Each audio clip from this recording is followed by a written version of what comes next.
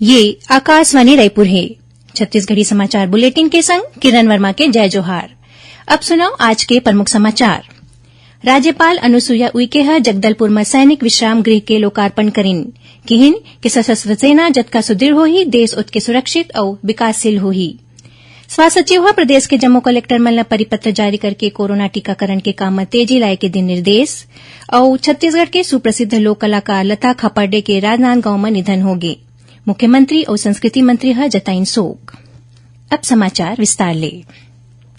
Bharatiya Janata party के प्रदेश अध्यक्ष अरुण साव और नेता प्रतिपक्ष नारायण चंदेल ए दिन में बस्तर संभाग के 5 दिन के प्रवास में हवैं। आज ओमन सुकमा पहुंच के पार्टी कार्यकर्ता और पदाधिकारी मन ले मुलाकात करीन। ए दौरान भाजपा नेता केदार कश्यप घलो मौजूद रहिन। पार्टी कार्यकर्ता मन ले चर्चा करत श्री साव कहिन कि भाजपा अवैया विधानसभा चुनाव में बस्तर के जम्मो 12 सीट में दमदारी के साथ चुनाव लड़ही। ओमन कार्यकर्ता मन ला संगठन ला और मजबूत करे बर किहिन। उन्हें नेता प्रतिपक्ष शराबबंदी के मामला ला उठावत किहिन कि राज्य के कांग्रेस सरकार ह चुनाव ले पहली शराबबंदी के वादा करे रहिस, फेर ओला पूरा नहीं करत हे। स्वास्थ्य विभाग के सचिव प्रसन्ना आर प्रदेश के जम्मू कलेक्टर मन ला परिपत्र जारी करके कोरोना टीकाकरण के काम में तेजी लाए के निर्देश दिन है। पत्र में ओमन किहिन कि जेन मनखे मन कोविड वैक्सीन के दूसरा खुराक और प्रिकॉशन डोज लेहे ले छूट गए हे, ओमन ला तुरते टीका लगाए जाही। स्वास्थ्य सचिव किहिन कि कोरोना संक्रमण ले बचाव बर टीकाकरण एक प्रभावी माध्यम हरय। ओमन बताइन कि 18 साल और ओखर ले ज्यादा आयु वर्ग के जम्मो लाभार्थी मन ला पाछू 15 जुलाई ले शासकीय कोविड टीकाकरण केन्द्र मन में प्रिकॉशन डोज निःशुल्क लगाए जाथे। आजादी के अमृत महोत्सव के अंतर्गत ये अभियान 30 सितंबर तक चलाए जाही। राज्यपाल अनुसुईया उइके ह किहिन कि सशस्त्र सेना जतका सुदृढ़ होही, देश उतके सुरक्षित और विकासशील होही। ये बात राज्यपाल आज जगदलपुर के धर्मपुरा स्थित सैनिक कल्याण बोर्ड कार्यालय के परिसर में सैनिक विश्राम गृह के लोकार्पण करत किहिन। ओमन किहिन कि नवा बने विश्राम गृह के लाभ सैनिक परिवार के अलावा बस्तर अवैया जम्मो वर्दीधारी और ओमन के परिजन ला मिलही।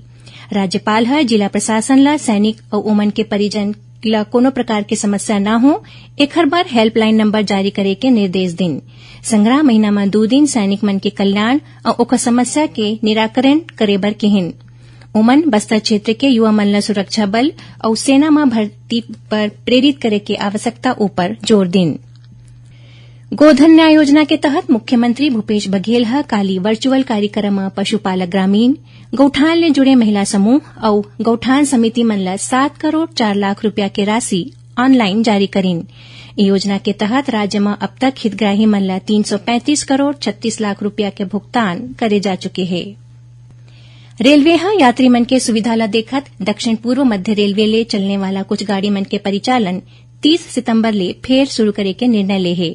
इमा Gondia Wadsa MEMU special, Wadsa Chandafort MEMU special और Chandafort Gondia MEMU special train शामिल है। छत्तीसगढ़ राज्य लघु मनोपज संघ कोतिले संचालित शिक्षा प्रोत्साहन योजना के तहत बछर 2021-22 बर शैक्षणिक छात्रवृत्ति योजना के तहत जम्मो प्राथमिक लघु वनोपज सहकारी समिति के माध्यम ले प्रस्ताव आमंत्रित करे गए है। प्रस्ताव मिले के बाद पात्र विद्यार्थी मन ला ऑनलाइन माध्यम ले छात्रवृत्ति के भुगतान करे जाही। योजना के तहत पाछू 3 साल में राज्य सरकार डहाले राज्य लघु वनोपज संघ के माध्यम ले 22,000 ले ज्यादा मेधावी छात्र छात्रा मन ला 20 करोड़ 10 लाख 56 हजार रुपया ले ज्यादा के छात्रवृत्ति दे गए है। छत्तीसगढ़ी समाचार बुलेटिन आप मन आकाशवाणी रायपुर ले सुनत हो। छत्तीसगढ़ के खबर ले है आपके वास्ता और खबर के विश्वसनीयता ले है हमार वास्ता। आकाशवाणी समाचार रायपुर के प्रादेशिक समाचार बुलेटिन के संगे संग हमार समसामयिक कार्यक्रम आप रेडियो के संग अपन मोबाइल में घलो सुन सकत हो। आकाशवाणी समाचार फेसबुक, ट्विटर और यूट्यूब में घलो हावय। हमार फेसबुक पेज हरे Chhattisgarh news on AIR, Twitter handle CGAIR news और हमार यूट्यूब चैनल हरे छत्तीसगढ़ AIR न्यूज। तो अब रेडियो के संगे संग आपके मोबाइल के माध्यम ले हम आप तक पहुंचत हन। छत्तीसगढ़ के हर खबर पर सुनत रहो आकाशवाणी समाचार। और अब आगू बढ़न बाँचे समाचार को ती। छत्तीसगढ़ के सुप्रसिद्ध लोक कलाकार लता खापर्डे के पाछू रतिहा राजनांदगांव में निधन हो गए। मुख्यमंत्री भूपेश बघेल और संस्कृति मंत्री अमरजीत भगत ओमन के निधन ऊपर दुख व्यक्त करीन है। मुख्यमंत्री किहिन कि लता खापर्डे छत्तीसगढ़ी बोली और लोक संगीत के उत्थान बर जौन करीन ओला कभू भुलाए नहीं जा सके। बतादन कि लता खापर्डे 7 साल के उम्र ले रामचंद्र देशमुख के लोक कला मंच चंदैनी कोंदा ले बाल कलाकार के रूप में शुरुआत करे रहीन। ओखर बाद उमन खुमान लाल साव के चंदैनी गोंदा में गायन और अभिनय करीन। उन्हें हबीब तनवीर के नया थिएटर के माध्यम ले जर्मनी और रूस में छत्तीसगढ़ी लोक कला ला पहुंचाइन। संग्रह लता खापर्डे फिल्म पीपली लाइव में अपन सशक्त अभिनय के लोहा मनवाइन। बीजापुर जिला में सुरक्षा बल एक ठीन माओवादी शिविर ला ध्वस्त करे के संग विस्फोटक सामग्री ला ले जावत ओमन के 2 सहयोगी ला गिरफ्तार करे है। मिले जानकारी अनुसार जिला पुलिस बल और डीआरजी के संयुक्त टीम आवापल्ली और फरसेगढ़ थाना क्षेत्र में एक कार्रवाई करीन। गिरफ्तार माओवादी सहयोगी मन करा ले कार्डेक्स वायर, जिलेटिन रॉड और डेटोनेटर बरामद करे गए है। उन्हें राजनांदगांव जिला के सीमा ले लगे गढ़चिरौली पुलिस के समक्ष एक महिला समेत 2 झिन माओवादी मन आत्मसमर्पण करीन है। इमन ऊपर 6 लाख रुपया के इनाम घोषित रहीस। 75 दिन तक चलैया विश्व प्रसिद्ध बस्तर दशहरा ला लेके कोंडागांव कलेक्टर दीपक सोनी आज जिला के दूसरा जगह ले पहुंचे मांझी चाल की मेंबर मेंबरीन और गायता पुजारी मन करा बैठका करीन। बैठका में बस्तर दशहरा में शामिल हुए और जरूरी व्यवस्था के संबंध में चर्चा करेगिस। इस दौरान बताया गिस कि बस्तर दशहरा में शामिल हुए बर देव विग्रह के संग मांझी चाल की और पुजारी 4 अक्टूबर के जगदलपुर जाहें। बैठका में कलेक्टर एमला देवगुड़ी के विकास, एनीमिया ले मुक्ति और जंगल के सुरक्षा के संबंध में चर्चा करके यदि सहभागिता निभाए के आग्रह करें।